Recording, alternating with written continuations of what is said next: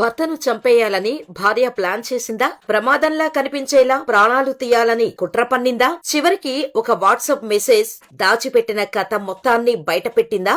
మహబూబ్ నగర్ జిల్లా డోర్నకల్లో వెలుగు చూసిన ఈ ఘటన ప్రస్తుతం స్థానికంగా తీవ్ర చర్చనీయాంశంగా మారింది. చిలుకోడు గ్రామానికి చెందిన రాజేశ్వరరావు ప్రస్తుతం ఖమ్మం జిల్లా ఏడులాపురంలో భార్య, ఇద్దరు కుమార్తెలతో కలిసి నివాసముంటున్నాడు. ప్రైవేట్ ఆసుపత్రిలో ఉద్యోగం చేస్తూ కుటుంబాన్ని సంతోషంగా నడిపిస్తున్నారని ఆయన భావించాడు. కానీ తనకు తెలియకుండానే తన జీవితాన్ని తలకిందులు చేసే మరో కథ అదే ఇంట్లో నడుస్తోందని ఆయన ఊహించలేకపోయాడు. పోలీసుల వివరాల ప్రకారం గత కొన్ని నెలలుగా రాజేశ్వరరావు భార్య మరొక వ్యక్తితో వివాహేతర సంబంధం కొనసాగిస్తున్నట్టు ఆరోపణలు ఉన్నాయి.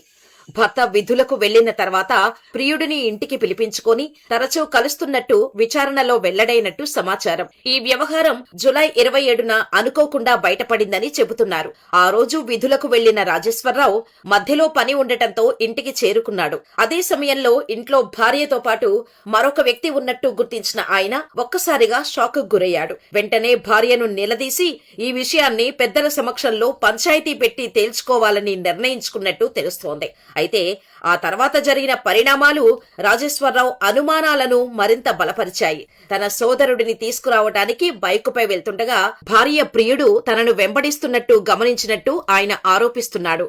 అనుమానం రావటంతో అతడిని పట్టుకునేందుకు ప్రయత్నించగా అక్కడి నుంచి తప్పించుకొని పారిపోయినట్టు సమాచారం. దీంతో ఇంటికి చేరుకున్న రాజేశ్వరరావు భార్య మొబైల్ ఫోన్ ను పరిశీలించాడు. అందులో కనిపించిన వాట్సాప్ చాట్లు చూసి ఒక్కసారిగా షాక్ కు గురైనట్టు తన ఫిర్యాదులో పేర్కొన్నాడు. ఆ చాట్స్ లో తన భర్తను ప్రమాదంలా కనిపించేలా హత్య చేయాలని ప్రియుడితో చర్చించినట్టు భావం ఉన్న మెసేజ్లు కనిపించాయని ఆయన ఆరోపించాడు. అయితే ఆ మెసేజ్లను పోలీసులు కూడా పరిశీలిస్తున్నారు. ఈ పరిణామాల నేపథ్యంలో రాజేశ్వరరావు డోర్నకల్ పోలీసులను ఆశ్రయించి ఫిర్యాదు చేశాడు. కేసు నమోదు చేసిన పోలీసులు వాట్సాప్ చాట్లతో పాటు ఇతర డిజిటల్ ఆధారాలను సేకరిస్తూ అన్ని కోణాల్లో దర్యాప్తు కొనసాగిస్తున్నారు. అయితే ఈ ఆరోపణల్లో వాస్తవమెంత? నిజంగానే హత్యకు కుట్ర జరిగిందా, లేక ఈ కేసులో ఇంకా బయటకు రావాల్సిన మరొక కోణం ఉందా అన్న ప్రశ్నలకు సమాధానం పోలీసుల విచారణ పూర్తయిన తర్వాతే తేలనుంది. నా పేరు రాజేశ్వరరావు, గ్రామం చిలుకోడు, మండలం డోర్నకల్, జిల్లా మహబూబాద్.